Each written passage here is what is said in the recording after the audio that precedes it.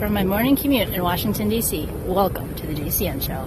Welcome to the GCN Show. On the show this week, we're discussing the future of the local bike shop. Are they worth fighting for? We're also going to let you know how you can go faster with the use of lasers. Yes, you heard that right. We take a look at a brand new Colnago and we tell you all about the new Peter Sagan-Fondo.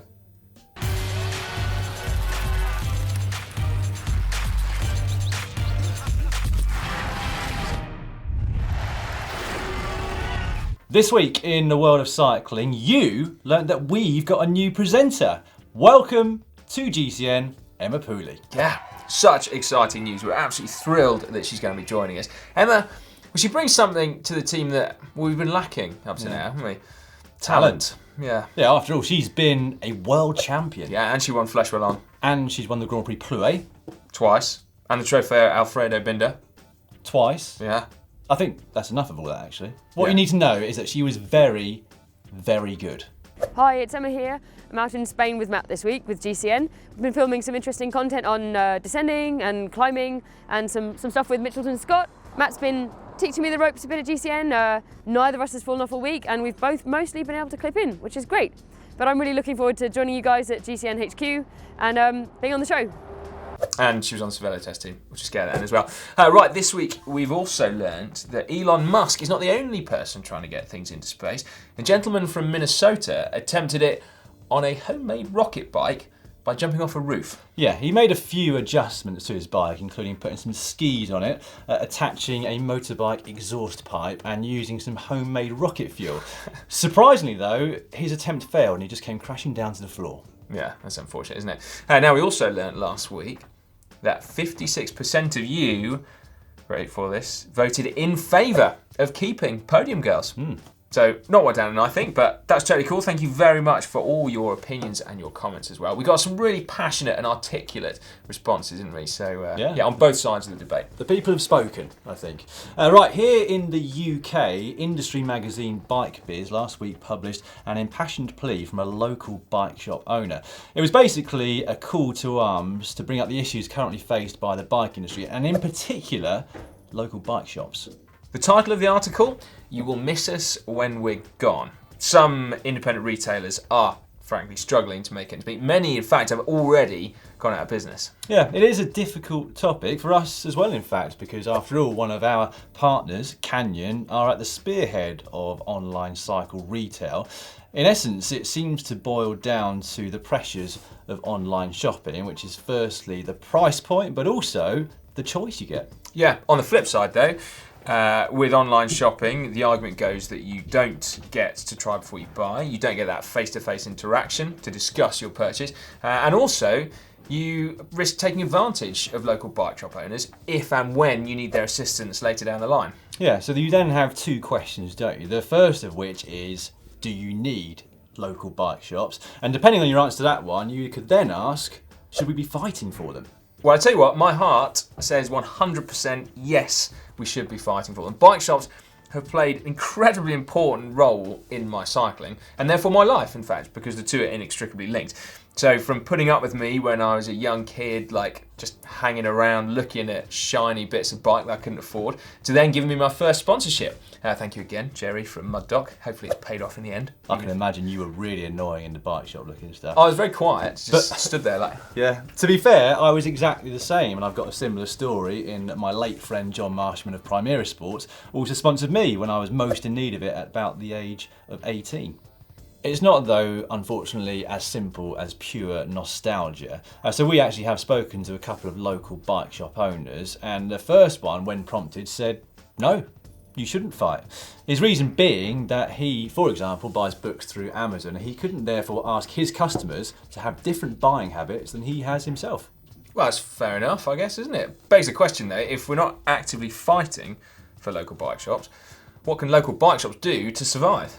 Well, it's a difficult question, but I wonder whether we should look at books as an example. I mean, there aren't many industries that have faced more pressures from online retailers than bookshops, for example. But those pressures have spawned some innovation. For example, the local book spa. The what, mate? The book spa. The book spa. I know you know it, Si. Basically, there you book a consultation appointment with a literary expert where you tell them your literary likes and dislikes, and at the end of that consultation process, they recommend and then sell to you a whole load of books. Well, that's a cool idea, isn't it? Yeah. To be fair, the bike industry is doing very many similar things actually with regards to innovation. Another shop owner we spoke to basically adopts the same principles. He makes sure that he adds value to everything that he sells. So for example, if you go in and buy a £1,000 bike, you also get a free bike fit, and then they'll also happily swap your stem out if you need it as a result of your bike fit, and then they'll also give you a free service as well after 6 weeks or so. So all in all, that adds up to, I don't know, a couple of £100 maybe? Which seems reasonable, doesn't it? Although he did then go on to say that when the price of bikes goes a little bit higher than that, those £200 worth of extras might not be enough to sway things in favour of your traditional high street bike shop. But then again, when things got even more expensive towards superbike prices, things were going really well for the traditional bike shop. So cheap bikes and super bikes were doing really well for them for that reason, but also because there's an added service element at both those price points. But the cycling enthusiast was slightly harder to cater for. It's harder to add value. But in those cases, many bike shops are looking at other areas of weakness for online and then looking to exploit that. Yeah, because we do need bike shops. We do. Don't we? Because as well as selling us bikes and products, they also offer, or at least can offer, extra services such as the aforementioned bike fit, but also, more obviously, their workshops. That's right. So you could, conceivably, go and buy components online, walk into your local bike shop, and then ask them and pay for them to fit and set them up. Now, it seems like a solid transaction, slightly controversial transaction in many cases, it seems, because whether or not bike shop owners want to become, in effect, service centres is another matter entirely. But many are, and they look to be doing all right out of it. Yeah, like those bike hubs, for example, which are doing really well and quite fashionable at the moment. They have a nice coffee machine where you can drink a nice coffee whilst hanging around with your mates in somewhere that they've allocated for you. All that time, whilst you're gossiping, they've got a workshop where they can be fixing your bike. Yeah, that's pretty cool. The flip side to this, the most depressing point, is again, if we go back to that book analogy, is if there's less business going through bricks and mortar outlets, then that's going to lead to closures, isn't it? And in the cycling world, in this kind of transition period, whilst people are sort of fighting online, that leads to, you know, some really difficult times for business owners. And it's, you know, we've got to say, it's not just about business, isn't it? For many bike shop owners, it's a vocation, not just a business. It is, and I can completely sympathise. It could be quite devastating for a local cycling community or an individual rider. But for cyclists in general, maybe it's not so bad. I mean, you can get a really good bike now at a more affordable price than you could 15 years ago, even if the top end bikes are still going up in price. True, the top of the market is totally skewing things, but quality components, I think, are more affordable. I spent more on a 105 rear derailleur in 1994 than I did buying the same thing in 2016. So happy about that as well. Well, yeah, I was. I thought it was incredible. And if my 9-year-old self had been able to save 20 quid, that would have been a bonus. Yeah. See? These new bike centres, though, are just cool, aren't they? And there's no reason that they need to be any different to the bike shops that you and I loved in our youth, in that they can still foster young cycling talent. There's still a place where you can go and gossip and talk about cycling all day long. They can also help to run local cycling events and champion local cycling issues. So, well, it's not all doom and gloom, is it? No, I don't think so. I saw this really cool story on Bicycle Retailer about a couple in Missouri who are converting 2 railway containers to start a new shop, a new bike shop on the Frisco Highline Trail. And I think it's great. They're going to do bike hire, they said, they're going to do food and drink, and they're also going to sell stuff as well. Yeah, there's no doubt that this is a difficult topic, as we mentioned at the top of the show. And I actually am a prime example of some of the issues that bike shops are facing at the moment, in that when I'm doing anything else in terms of buying something at retail, I search for the best deal possible, whether that is furniture or petrol prices or consumer electronics or my hair products or whatever it might be. Dan does love a bargain. I do. I absolutely love it. It's almost like a hobby for me to find things at the cheapest price I possibly could. And if I wasn't in such a fortunate position myself within the cycling industry, I dare say I would be exactly the same with bike products. But does that make me bad?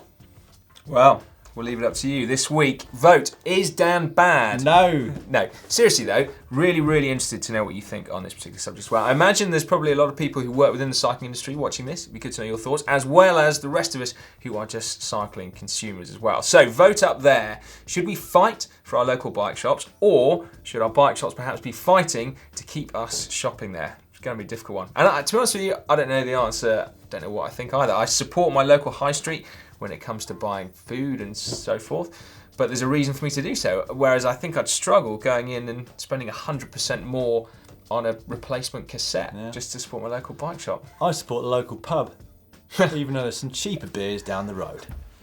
I heard that guy just bought a new Ferrari. It's now time for cycling shorts. Cycling shorts now, and some good news for Peter Sagan fans in California, because he's just announced 2 new Gran-Fondo events. The first, we think is particularly cool, is a competitive gravel event in Truckee. Wow, he's kind of going back to his roots with that one, isn't he? He's kind of from Slovakia. No, he was a mountain biker, tree roots. Not to worry. His second event, meanwhile, is on the 3rd of November. The venue for that one has yet to be announced, but that will be a road Gran-Fondo. Yeah, price, quite steep, $185, but I did like this. Your post-ride meal will be, and I quote, delectable and glorious. Yeah, and you get a free beer too. Presumably most people will be signing up to try and meet Peter Sagan, 3-time world champion. Yeah, you could be 4-time world champion by the second one in November, couldn't you? Who Wow. knows? The price will go up then. It is quite hilly, but he could do it. On the other hand, you could choose to ride somewhere that is glorious whilst not paying to do it at all, apart from your food. This is Omar Di Felice, and he, for the second time, as we speak, is riding around Iceland. How good does that look? Currently riding? You mean in the winter? It must be constantly dark. Yeah, you'd have thought so, wouldn't you? Although when the sun does briefly come up each day, I think the images kind of speak for themselves. Well, that's a fair point, I guess. Yeah. Maybe one for the bucket list, Dan. Yeah, in the middle of summer maybe, when it's slightly warmer and the sun's up most of the time. Yeah. Right, sticking with the world of ultra endurance for just a few more moments, we thought we would bring you up to speed, or at least distance, on the latest attempt at the yearly annual mileage record, this time from Steve Abraham. Now, regular viewers might remember that Abrahams has tried and failed at this record before, but things are getting much better this time around. His total with 24 days remaining is a staggering 72,383 miles. It is, and what that means is that he is currently on schedule to beat Tommy Godwin's original record, as it were, which was 75,065 miles. He's also on schedule to beat the current men's record holder, which is Kurt Seervogel. He completed 76,076 miles in the year, but it doesn't look like Amanda Coker's quite ridiculous standard of 86,593 miles is currently under threat. Anyway, changing tack slightly, Dan. What do you think of this? It's a broom wagon. Yeah. Designers Florian Mack and Sebastian Russ wanted to reimagine the Grim Reaper of bike races. So like the van that hangs around at the very back and sweeps up riders and bikes when they can't get to the finish line in the saddle. It does look nice, doesn't it? Very But the cool. problem with that is that if a broom wagon looks nice, people like me would be even more enticed to get into it, and I would have spent more time in the broom wagon. Well, no, don't worry, mate. Look again, because I don't think there's any windows on the ride a bit, or doors. And that's going to get pretty cold. Not if you're in Abu Dhabi or Dubai or Tour de France. Jump straight in. That's right, yeah. Pull out of the Vuelta, but don't pull out of Tour of Flanders. Right, how would you like to go faster, Si, through the use of laser beams? Oh, yeah, sign me up.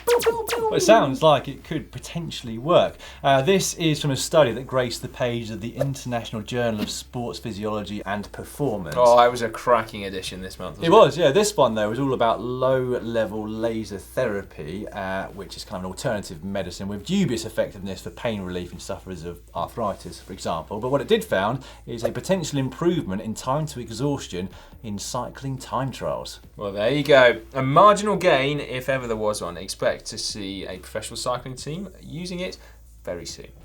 I'm going to use it for the Bath half. We'll keep Tech of the Week brief this week, because if you want more info, then you better head over to the Tech channel and watch the weekly show over there. But we can't not tell you about the new Colnago, the new latest and greatest, made in Italy C-Series bike. This one is the C64 to coincide with the 64th anniversary of the company. So don't worry if you're a Colnago fan, you haven't missed out on the C61, 62 or 63. No, you haven't. Now, just like its predecessor, this one is also slightly different from a normal carbon bike in that it's made using lugged construction. So you get carbon tube junctions, which are the lugs, and then you get carbon tubes bonded into that. One of the advantages of which is that if you have deep enough pockets, you can get a fully custom one. There's obviously something quite special about the C Series Colnago, isn't there? Because if you look at Team UAE Emirates, most of the riders there opt for the C Series over the more conventional aero concept. It's not super light, they have shaved a few grams off its predecessor, but it still comes in at 900 grams for the frame. Yeah, it also has a vibration dampening headset, which I don't think it even needs, to be fair. Dan, when a bike looks that good, it doesn't need a vibration dampening headset. You get good vibrations regardless. Goodness. There's been loads of top-level bike racing taking place over the last week, but as ever, we have covered most of that on Monday's GCN Racing News Show. Yeah, but we don't want to talk about results now, though. We want to talk about just how good the first Colombian Oro Y Paz race was last week. I mean, we hear a lot, don't we, about Colombian cycling culture and their heritage and the landscapes, but actually, here in Europe, we rarely see for ourselves just how amazing it is. Yeah, but this year we did see it because there was live coverage of the event and it wasn't geo-restricted. And what was particularly interesting was to see the reaction, particularly of some of the European people that went over. So Juan Manuel Garati, for example, who is the sports director at EF Education First Drapac presented by Cannondale. Yep. He said that every day felt like it was the Queen stage of the Tour de France. And he would know, he has won a Queen stage at the Tour de France. You're right, he has. Ilo Kesa, meanwhile, said he'd never witnessed such passionate cycling fans on the side of the road. And then Jonathan Waters, who is the manager of EF Education First Drapac presented by Cannondale, said, where else would you find a sport that produces images as good as this? Yeah, I think that's probably a fair point, actually, JV. You know what? Colombia was actually on my own personal bucket list of destinations to go to. Maybe we should just go to this race next year. Looks fantastic. Yeah, I'd be up for that, definitely. Yeah. Right, from the good to the bad. Now, unfortunately, the Indian Pacific Wheel Race, which last year was cancelled due to the death of one of its participants, Mike Hall, has now actually been cancelled for this year's race as well. Yeah, organisers released an online statement which said that because the inquest into Hall's accident is still pending and more information on the outcomes of this process, which has only come to light recently, that they were cancelling the 2018 event. Doesn't sound good, does it, for them? Nevertheless, nearly 30 riders who are due to start the Indian Pacific Wheel Race have said they're going to do so anyway, so riding the 5,500 kilometres across Australia, solo, unsupported, and with no links whatsoever to the organisers. And they're going to do it in memory of Mike Hall, and they're starting on March the 17th at 6:22 a.m, which is the precise date and time that Hall's tracker stopped moving. Wow, somber thought there, isn't it? Just? One of the riders actually who will be on the start line is Joseph Kendrick. Not only will he be on the start line, but he'll be on it on a fixed gear bike. Oh, that Joseph Kendrick that's just ridden up Mount Teide in Tenerife. That's the one. All 41 kilometres uphill on said fixed gear. If only he'd known that the riding, Dan, was much better. Just the short trip across from Tenerife and Gran Canaria. Well, there you got, look, Tenerife in the background. Wave to all the pro cyclists stuck on top of a volcano with no roads to ride. Yeah, we joke, but it's kind of true, isn't it? Yeah, we are. No 41 kilometre long climbs. But you'd struggle to get the Valley of Tears on a fixie, I would have thought. Yeah, you would do. Right, we'd like to finish racing news this week with a short but quite deserving tribute to a race organiser by the name of Mick Waite. Most of you out there will have never heard of Mick. He is the organiser of a race called the Perth's Pedal Road Race every February in the south of England. Now, he has done that job since 1964 when he was just 17 years of age, and the event, which took place the Sunday just gone, was the 53rd edition. That is quite the commitment to cycling, isn't it? What an incredible record there. It's not like you're in event promotion like that for the money or the glory, it's just a love of the sport. So we absolutely salute you. Brilliant. And in fact, not just you, but all the other amazing race organisers and volunteers out there who help make this sport what it is. Hey, maybe people should get involved in the comments. Yeah. Nominate a cycling legend, a local legend. And, who volunteers for cycling for bettering our sport. Yeah, we'd love to read about them, and hey, maybe we'll mention them next week's show. It's that time of the show where we give you a load of hacks /bodges. Yeah. This week we're starting off with this one that was sent to us by Pavel Wisniewski on Facebook. Not his bike, I hasten to add. We can't quite work out what's going on here. It's obviously trying to get more aerodynamic. There's a very funky seat post there on the back as well. Dan, I can't work out whether it's a hack or a bodge because I don't know what it is. I mean, is that like an umbrella? Or is it... You'd imagine if he was trying to get more aero, he wouldn't be able to see where he's going. And also, you'd imagine if you were trying to get more aero, you'd use like road tyres. They look like mountain bike tyres. I bet there's something glaringly obvious that we should really know about going on with this. And we'll know about it very soon. A flood of comments below the video explaining what that is all about. All right, next up we've got this one sent in by Jerome N. Marianne on Facebook. He pointed out these tweets from Bobby Cruz.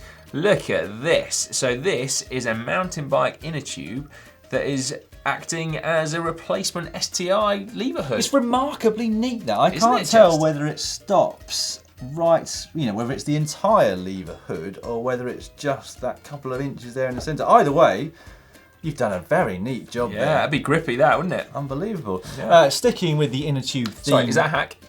I reckon, definitely a hack there, yeah. It's amazing. It's a hack. Sticking with an inner tube theme, this is on Instagram from Red Waters. Forgot to buy new bar tape for my new bike build, so I used an old inner tube. It's actually quite nice and only lacks softness, which is one of the key ingredients to bar tape. Otherwise, you'd just use bars, wouldn't you? Well, that is a hack, but it doesn't feel like it's quite appropriate for your new bike build to bodge, even a hack, an old inner tube on there as bar tape. Yeah. So it's got to be said, cool. Well, it gets the job done until you can get to the local bike shop to buy some new bar tape. Well, that's a isn't it? very, very good point, Dan. Yeah, the amount of times I've gone down to the local bike shop, can I have a roll of bar tape, please? Anyway, there we go. Right, this one though, we asked for your inner tube hacks, and this has been sent in by the Tartan Cyclist, who knew that you needed a steering wheel cover. You might do when you see this. Check it out. Yeah. So that's not an inner tube, that's actually bar tape. Oh, is it? Yeah. So, I don't know how many rolls of bar tape you needed to use for an entire steering wheel. Sorry. It looks rather thick, doesn't it? Whoever Yeah. used that must have big hands. Might as well just use an old inner tube. Tartan Cyclist Yeah. would be much better. It would help our theme more, wouldn't it? Yeah, we'll talk about that. Next up, we've got this from Jansen Wu. My friend's bike featured furniture. I mean, that is an expensive mantelpiece. I think that's just a shelf, mate, and that's a ridiculously expensive shelf. Not the best use of a Trekkimonder that I've ever seen, but still, commitment to cycling, I guess. Right, lastly this week Is that a bodge? this Yeah, one. it was a bodge. Well, it's hard to call that expensive an item a bodge, really, isn't it? But yeah, I see what you mean. The last one this week comes from Il Vincent, or Il Vincente maybe. This is Italian. Some 3D printed bar end plugs.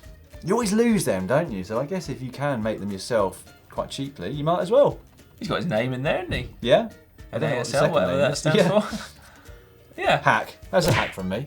No, I think that kind of ingenuity is to be applauded. If you've got access to a 3D printer, crack on. I like it. Right, continue please to send us in your hacks and bodges to the show. All you've got to do is put them on social media, but make sure you use the hashtag GCNHack. Caption competition time now. Your chance to win a GCN Camelback water bottle, of course. This is last week's photo. All right, the winner, the best caption that we found among all the thousands of comments about Podium Girls was this one from Matt Davies. Congratulations, you are getting a GCN Camelback water bottle because we loved. They may take our podium girls, but they will never take our freedom! That did make us chuckle, didn't it? It did, yeah. Well done to you, Matt. Get in touch with us via a Facebook message and we will get this straight out to you. This week's photo is from Dubai and that is Marcel Kittel. We're going to both get you started this week, which is a first. Yeah. Right, you ready, Si? Okay, mate. This is his bike. All right. Bless you, Dan. Go on, mate, you take that. We'll give away another one. Yes. Because that was Oscar worthy. Yeah, leave your, Seriously, take it down, it's leave your yours. captions in the comments section down below and we shall choose our favourite this time next week. I never knew you were quite that good at acting. Before we let you know what's coming up on GCN this coming week, we've picked out a few of our favourite comments, all beneath actually our bucket list ride video in Gran Canaria. I mean, I was laughing out loud that evening looking at the comments about you, Si. We've got an extra 20 psi on our tyres, and we're just rolling effortlessly. First up from Joshua Watson, rolling effortlessly, Si says as he breathes very heavily. On a similar vein, Paul Pirot, rolling effortlessly, not very convincing, Si. Jacob Sargent, heavy breathing, we're just rolling effortlessly. Just the whole air quality. Yeah. It's so dry, it's fantastic. And my favourite, at 4 minutes and 31 seconds from Desi, how is Dan speaking very normally, but Simon is totally out of breath when talking? Is he completely out of shape or what? It's a very good question, Dan, that one, isn't it? I still don't know why. Anyway, you did not escape. I'm a creature of habit, and I normally come here and I will get exactly the same breakfast. What are you going to get, Dan? Scrambled egg on toast. Self-confessed creature of habit Dan swerves scrambled egg on toast and ends up with poached egg, bacon and avocado, which is a very good point. And then a lot of people actually trying to help you out with your quick crossword. Kath R points down, 5 down, fun run, 12 down, stampede. Yeah. I'm not quite sure why you didn't get those, mate. Well, it was early in the morning, hence I didn't know which terminal I was in or which terminal the Jamie Oliver restaurant was in, and therefore I couldn't do the cryptic crossword as well. I should also point out the reason I love those comments so much is because, ironically, of all of us, Si's the one who has least let himself go. He still goes out riding all the time. Right, on the channel this week, coming up on Wednesday, we are going to let you know how to overcome some of the worst cycling techniques, such as bobbing up and down or riding with your knees out. So make sure you watch that if you or any of your mates suffer from those techniques. And then on Thursday, we've got a special Q&A with none other than Esteban Chavez of Mitchelton Scott. Yeah, and then Sunday, I'm really looking forward to this. So I'm heading out to Milan with Emma this week to go and check out the Milano Politecnico's wind tunnel. And we're going to be testing some rather exciting bits and bobs there. So make sure you check that one out. And then, of course, Monday, it's the Racing News Show. Tuesday, it's the GCN Show. I can tell you that Emma's going to be more aero than you. We're not testing presenter aerodynamics. No point. No. Or strength. I was not breathing effortlessly. We're nearing the end of the show, and so that means it is time for Extreme Corner. And this week, well, hold on to your seats. This is an absolute belter. This is the winning run of Thomas Slavic from the Red Bull Urban Downhill Competition in Valparaiso in Chile.